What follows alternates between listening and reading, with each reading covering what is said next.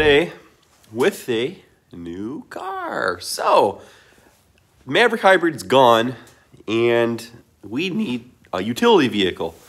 That is going to be this 2011 Ford Escape.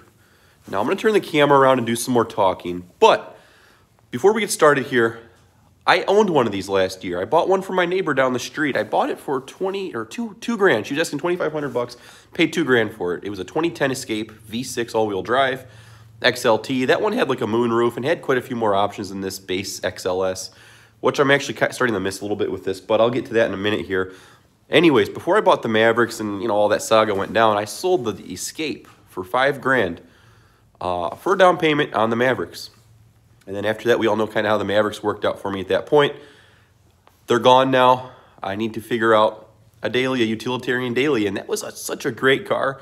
I did not really want to get rid of it. I hated to get rid of that car, but we did what we did, and now we have kind of the perfect example, in my opinion, for everything. So I'm going to go ahead and turn the camera around, show you guys what we have here, and kind of go into what we have planned and what we got to do to it so far. So yeah, guys, stay tuned and enjoy. All right, so what we have here, guys, this is going to be a 2011 Escape. So 2012 was the last year for this body style of Escape. And if you ask me, I think this is when the Escape really started to go downhill, was after the 2012 model year. It turned into more of a car, a minivan, and I owned said minivan, so I know what I'm talking about. Now the new Escapes are really nice, but they just aren't what they were. Now things evolve, etc., but yeah, I was really kind of at the point to where after this gen, the Escape kind of just died, in my opinion. Now, I know the Escapes are super hot sellers, but that's neither here or there. As a kind of an enthusiast type perspective, I think this is a great generation Escape. I've definitely owned my fair share of Ford Escapes, probably more than anything else out there. So I think I have a solid standpoint on what I'm talking about. So yeah, so let's go ahead and get started with what this exact one is. Like I said, this is a 2011 Escape. Now, this one's really special because it's not just an XLS. It's an XLS with a 5-speed. So kind of an odd trim. You don't see a whole lot of this out here, especially with the 5-speed. These things are so rare and so hard to find with a 5-speed. And when you find them, they have tons of miles. They just want an insane amount of money for them. And they're totally trashed. This car has been on my list for years. I have tried to find something like this with lowish miles, no rust, clean. It's hard to find an Escape XLS that's been well cared for. I mean, it's a base model. What do you expect? People got in these things and drove the hell out of them. So, and that is really no exception with this one. This one has been used. I don't want to say it's been abused, but it's definitely just been used as, I guess, an SUV, a cheap SUV.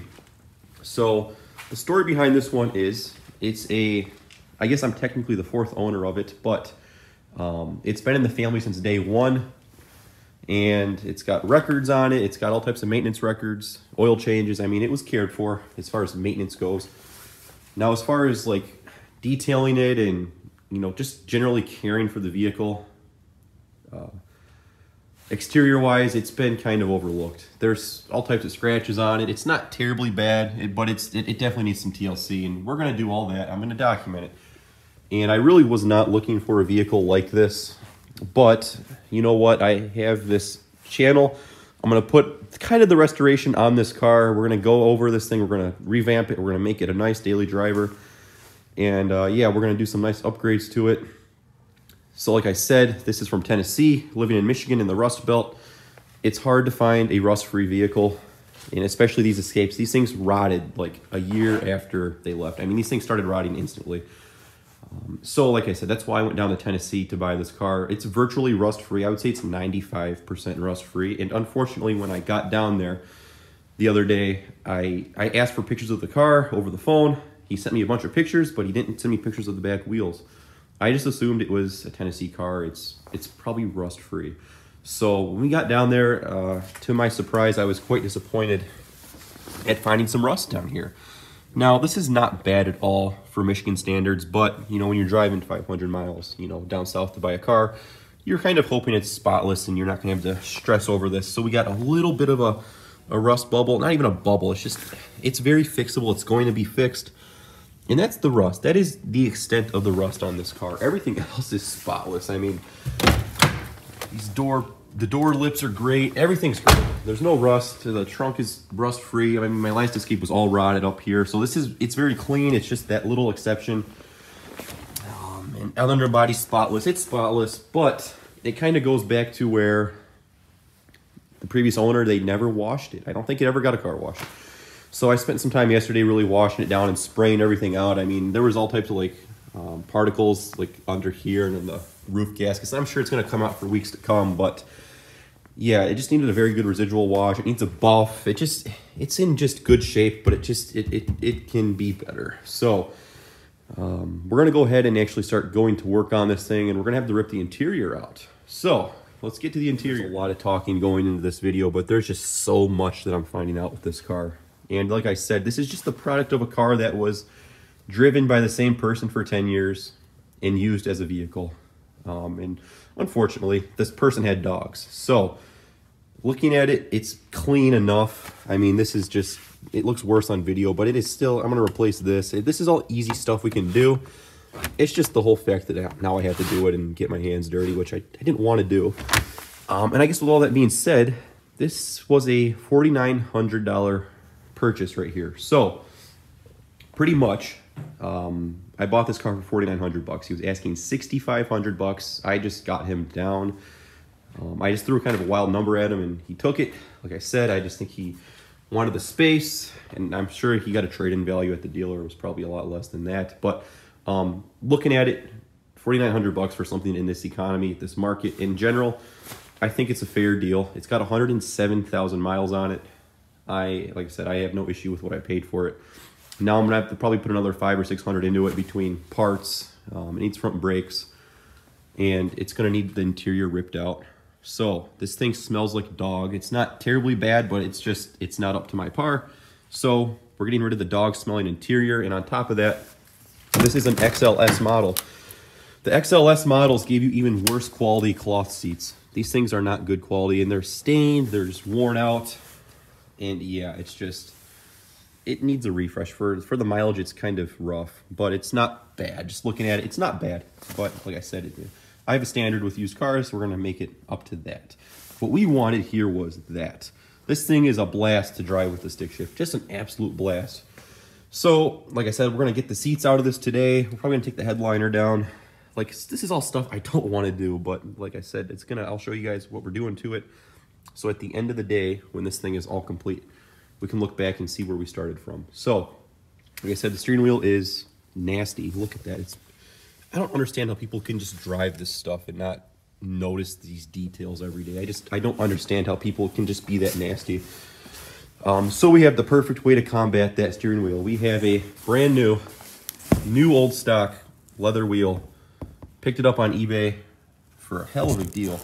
I think this was like $150. This was well worth $150 for me. So like I said, it's brand new in the wrapping. We'll go ahead and install that maybe today or at some point. I probably want to do that last. But touching that wheel is nasty. So we got that. We have brakes, front brakes on order. And of course, we're going to put a new headliner in it. So that's not even savable. I mean, it's to the point where like, yeah, we just have to do it. And then this car is super easy to work on. So with all of that, I'm not too disappointed by it, but it's just things that we have to do. Make it a nice daily. So looking back here, I really thought the carpets would have been trashed considering everything else, but under the seats, they look pretty good.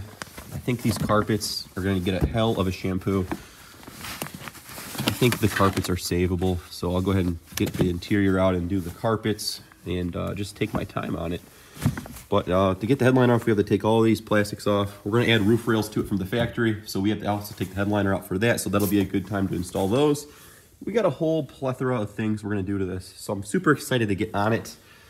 And I got some prices from the junkyards. It's not going to be a bad little investment. It's not going to be crazy. Like I said, in that $600 in parts, that was including the steering wheel and all the parts from the junkyard. So with all of that, the only thing I really have to customize is getting the seats out of an XLT.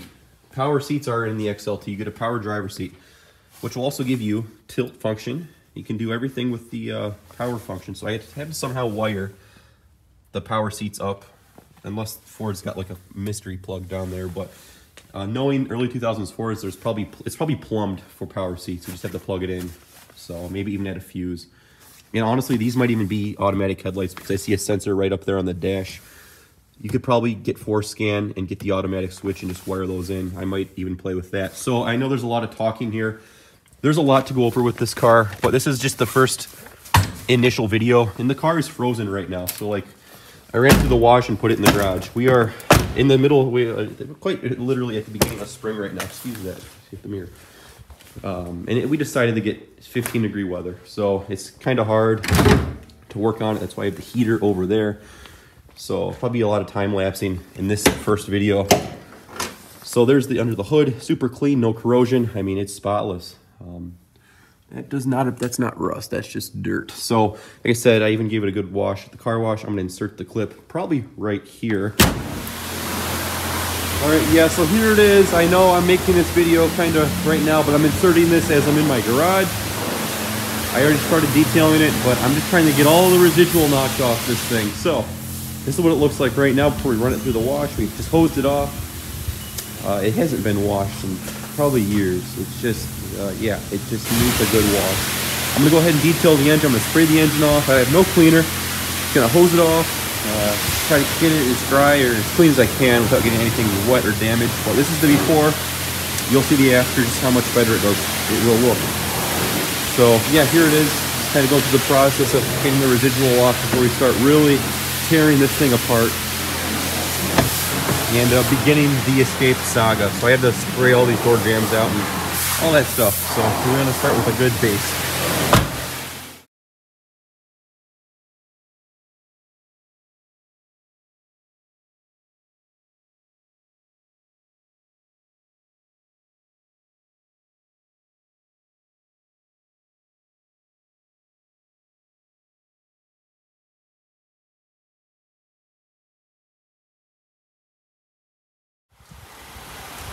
All right, I'm sure we could have done a lot more, but considering it was where it's at to where it is now, it's a lot better.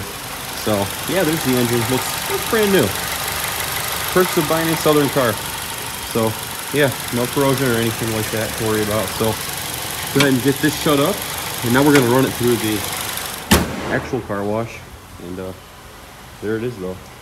Sorry if there was no before, but it was just really dirty from salt driving it up through a snowstorm. So, and on top of it being so cold, I just did not want to film anything. So, but here's the car in its current state. This is where we got it. It even has the original plate on it still. So, we're gonna go ahead and get everything started. I'm gonna set you up, and we'll see what we can get done today. We might even put the Maverick wheels on this. I know the bolt patterns are not the same, but there's conversions out there. We might even make that happen. So let's see what we can do. Go ahead and rip out the back. See, I got that side done over there. Take this one out. I mean, these things are so easy. All you do is lift up on this little tab. Probably a screwdriver. That thing's bent down, but we're gonna lift that up. This will slide out. See, it comes right out. There we go. Hope it's not that bad. Seat belts, they've seen better days. Like I said, I'm not too excited about this one. I wish it was in better shape, but you can't be a beggar or a chooser when you want a 5-speed. So that's what we got to do. I think it's going to be worth it.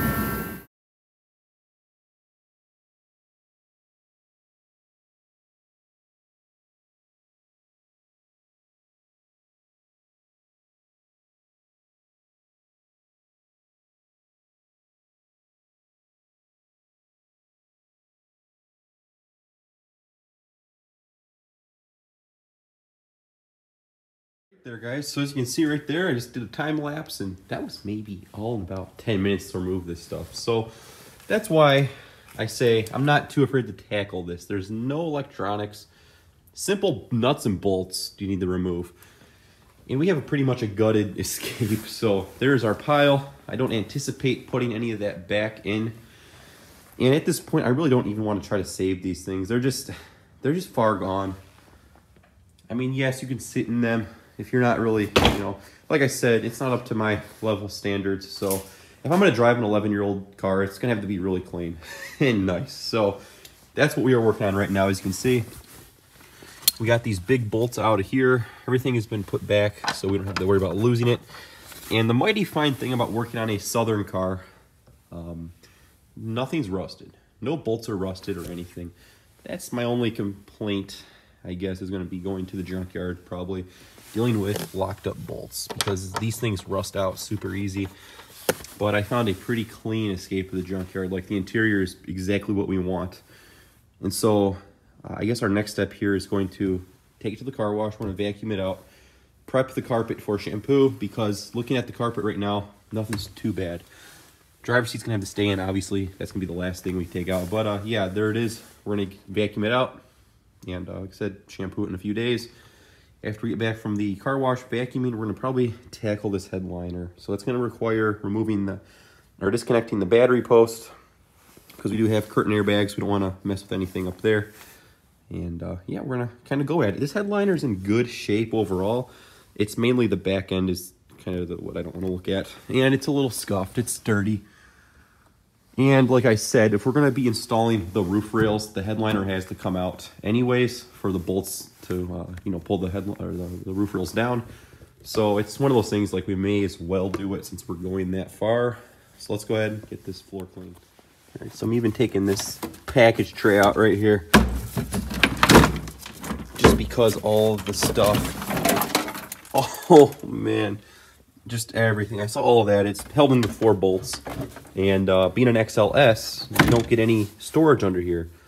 I believe the XLT Unlimiteds, they give you a opening door.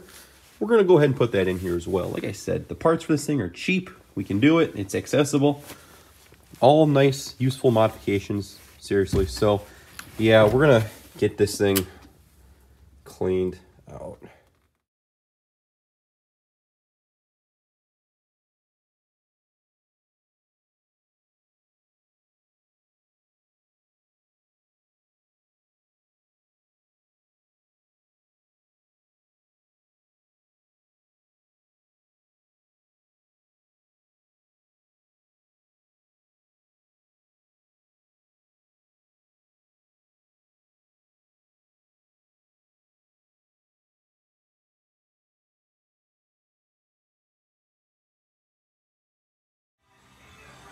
So yeah, here's the aftermath of it.